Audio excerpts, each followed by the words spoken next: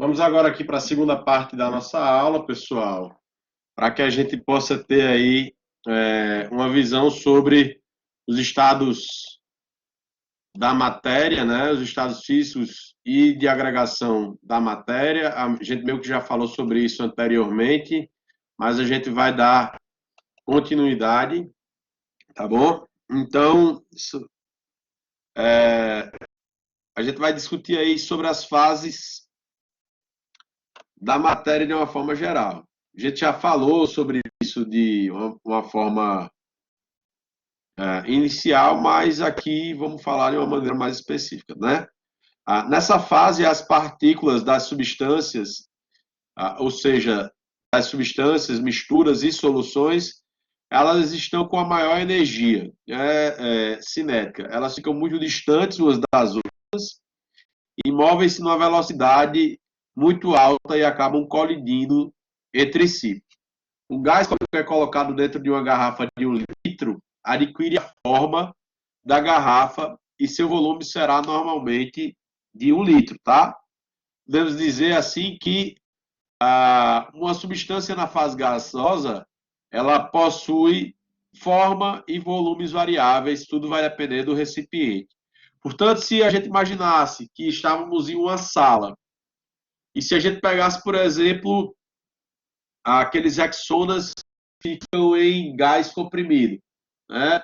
Aí você dá aqueles Rexonas em spray. Se você der uma borrifada de 30 segundos com o Rexona, apesar de você estar na porta da sala, por exemplo, os alunos que estiverem no fundo da sala, todos eles vão perceber o aroma de Rexona se espalhando na sala por uma razão muito prática, porque o gás ele tende a se expandir e a ocupar o volume do recipiente, que seria a sala, de uma forma como um todo, tá certo?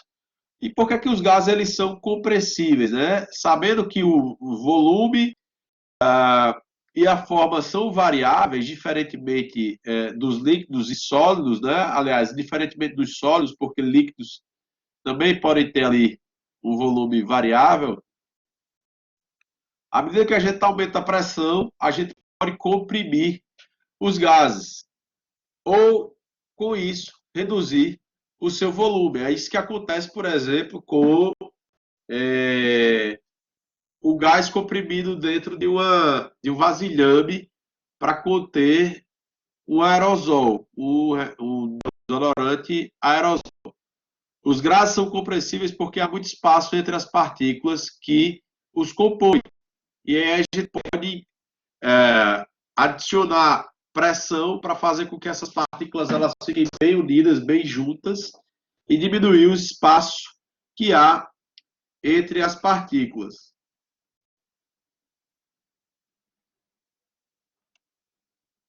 Na fase líquida, temos aí a fase com energia intermediária, né? Aqui as partículas elas estão um pouco mais unidas em relação à fase gasosa, mas não tão totalmente unidas, ou seja, você tem uma fase intermediária de energia, né? É importante que vocês lembrem que, assim como na fase gasosa, que não há um arranjo molecular definido, e aqui as partículas elas acabam deslizando umas sobre as outras e se movendo. Isso é o que proporciona a fluidez do líquido, né? Todos os líquidos eles podem fluir, alguns mais que os outros. Para isso, basta que vocês lembrem-se, por exemplo, da comparação que poderíamos fazer a, entre a água, né, e o mel. Né? A água ela é bem mais fluida do que o mel. O mel já é bem mais viscoso do que a água. Portanto, os líquidos que têm baixa viscosidade, que são mais fluidos, oferecem menos resistência para fluir. Vamos pensar aqui sobre formação planetária. Já imaginaram magma ou lava com a fluidez da água?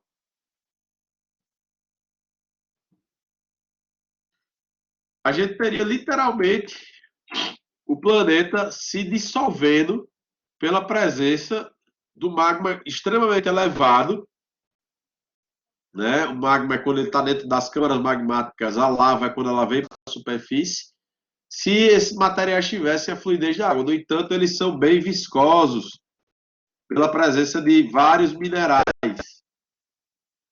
E isso faz com que eles se desloquem de forma menos fluida, de forma mais lenta do que a água, por exemplo. Aí também a fase sólida, né, pessoal? Nessa fase, as partículas que formam a substância, elas têm a menor energia cinética, ou seja, estão bem frias para ser bem prático, né? E por elas estarem bem frias, apresentarem pouca energia,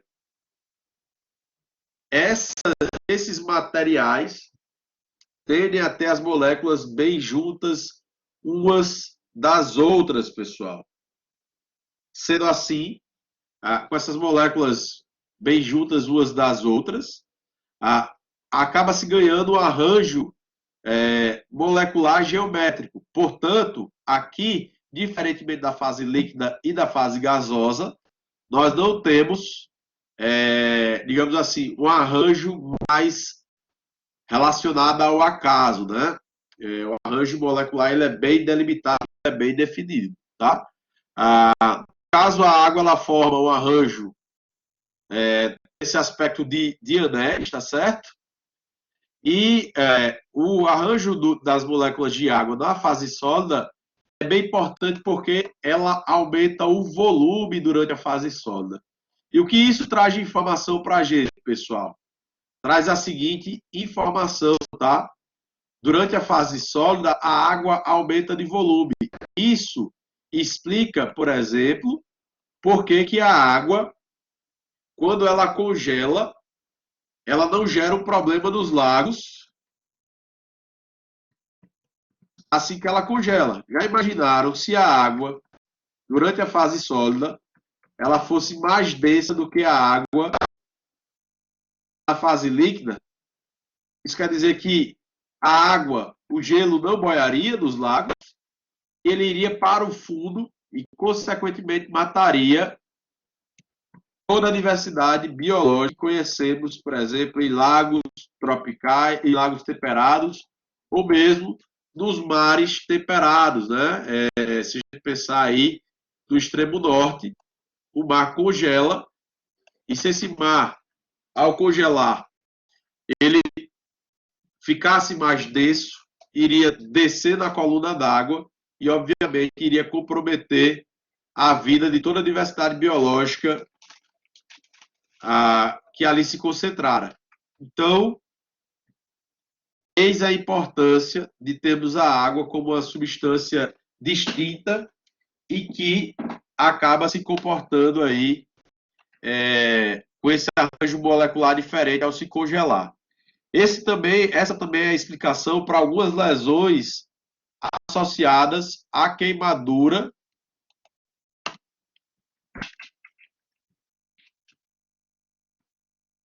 em lugares extremamente gelados, tá, pessoal?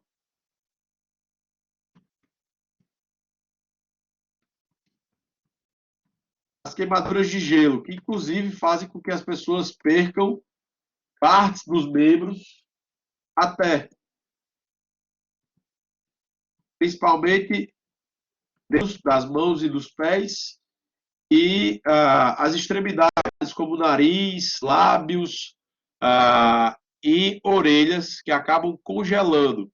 Quando alguma parte do nosso corpo congela, inevitavelmente a água que está dentro dos nossos tecidos aumenta de volume e aí ela necrosa toda a nossa pele por conta desse aumento de volume. Então, são duas informações bem importantes para vocês entenderem em relação à água na fase sólida e líquida, uma comparação aí bem interessante. Mas nem toda substância ela funciona da mesma maneira no que diz respeito à fase sólida e líquida, tá, pessoal? Por exemplo, um bloco de mármore sobre uma mesa, ele não muda de forma durante o transcorrer do tempo. As substâncias sólidas, elas normalmente apresentam forma e volumes próprios, diferentemente das substâncias líquidas e gasosas que já tínhamos falado aqui anteriormente, tá certo?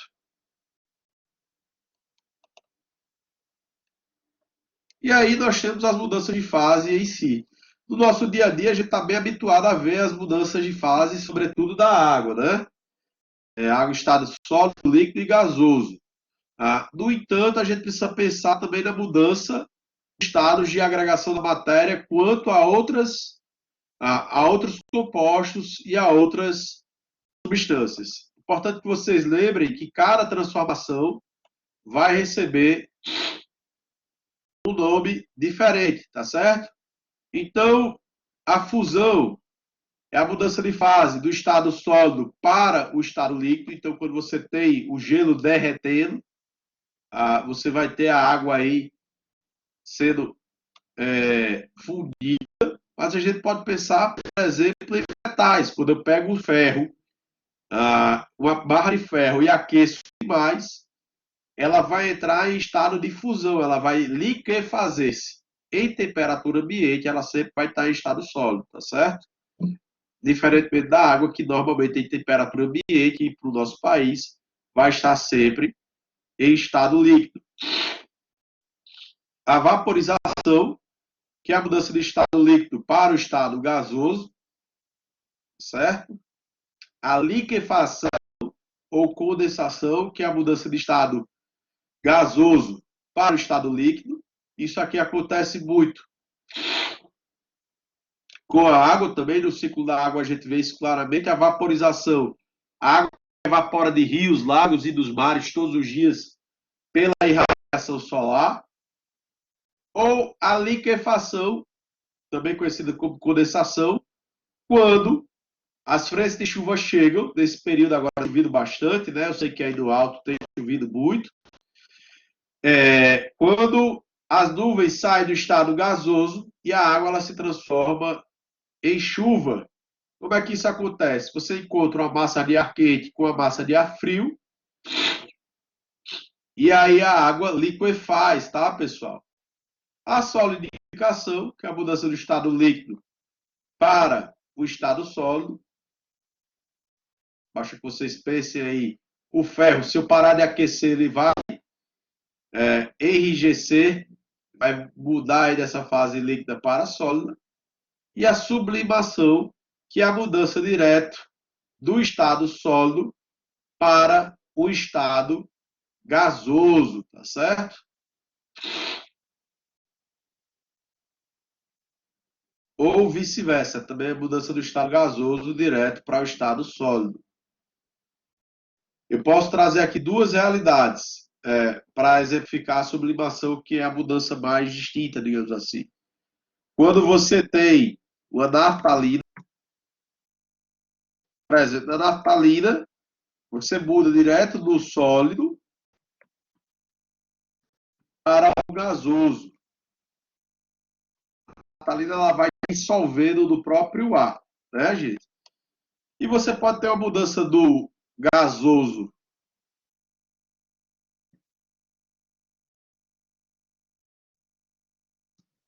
para o sólido, quando forma neve, granizo, por exemplo. A água ela, que está sob o formato de vapor nas nuvens, ela fica tão gelada que ela acaba solidificando e aí cai pedras de gelo do céu, pessoal. Isso é uma mudança do estado sólido direto para, perdão, do estado gasoso direto para o estado sólido, certo? E aí, para a gente finalizar essa nossa aula de hoje, a gente tem aí as mudanças de fase completas de uma forma ilustrada, né? A fusão do sólido para o líquido, a vaporização do líquido para o gasoso, né? Quando eu tenho aí a mudança de estado para liquefação, né, do gasoso para o líquido e solidificação do líquido para o sólido. Quando eu passo do sólido direto aí para o gasoso ou do gasoso direto para o sólido, eu tenho a sublimação. Em algumas situações, vocês podem encontrar referências se referindo aí à ressublimação, mas é só para vocês verem. E aqui, ó, eu chamo a atenção de vocês para o processo, que é um processo de aquecimento, nesse sentido aqui, e no sentido contrário, é um processo de resfriamento, ou seja, eu estou doando energia, e o caso, e retirando energia do outro, tá certo? Isso aqui fica bem claro para vocês. E aí eu chamo a atenção de vocês para os detalhes finais aqui da nossa aula, pessoal. A fusão, ela obedece a algumas leis, tá? Uma determinada substância, ela funde sempre na mesma temperatura, em determinada pressão. Essa temperatura é o ponto de fusão. A água, por exemplo, ela se funde a 0 graus. Só que isso não é um dado absoluto, tá, pessoal? Vai depender também das condições de pressão.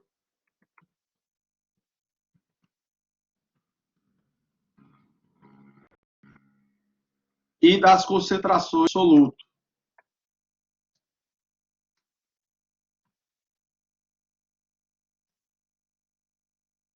Ela congela a 0 graus se for simplesmente água, né? Água e sais minerais.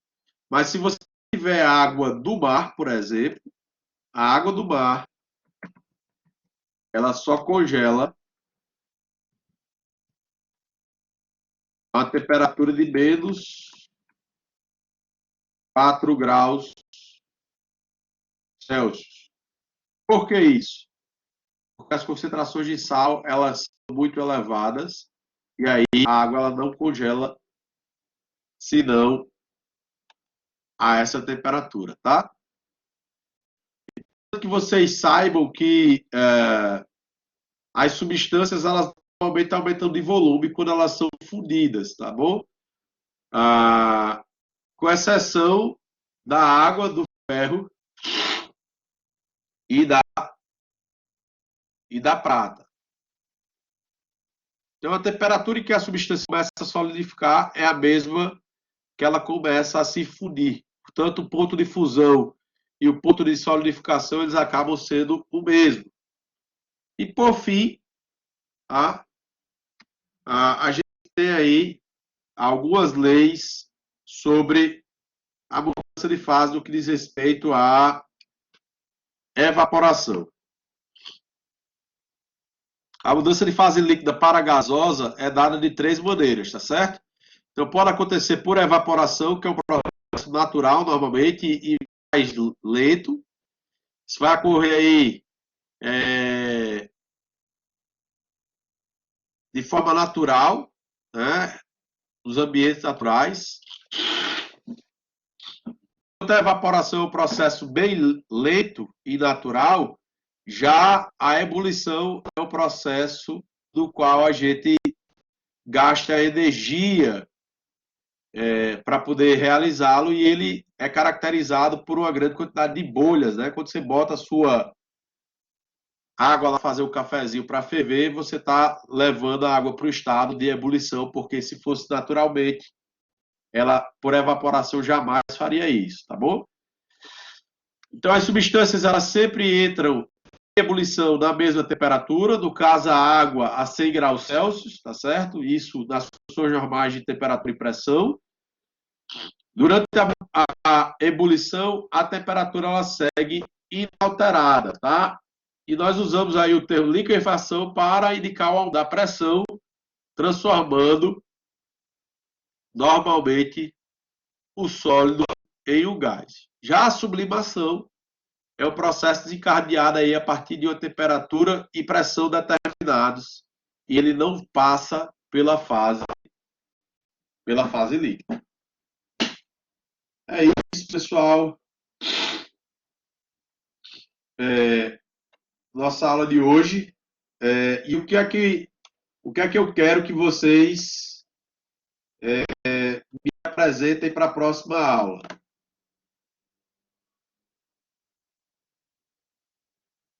Vocês vão trazer para mim na próxima aula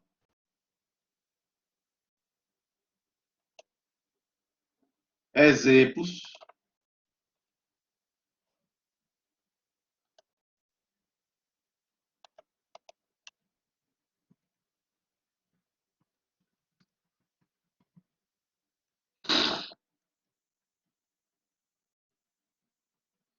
de soluções caseiras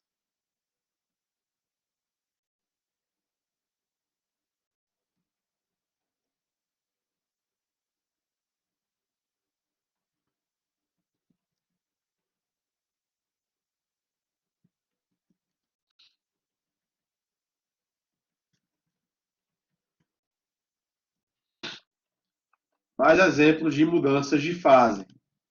E o que é que nós iremos fazer? As nossas discussões da próxima aula, elas vão ser feitas com um vídeo curto de 30 segundos com vocês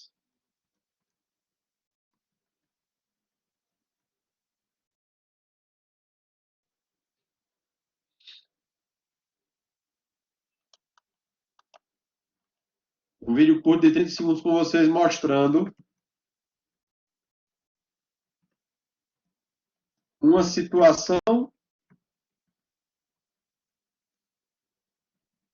de mudança de fase e uma solução.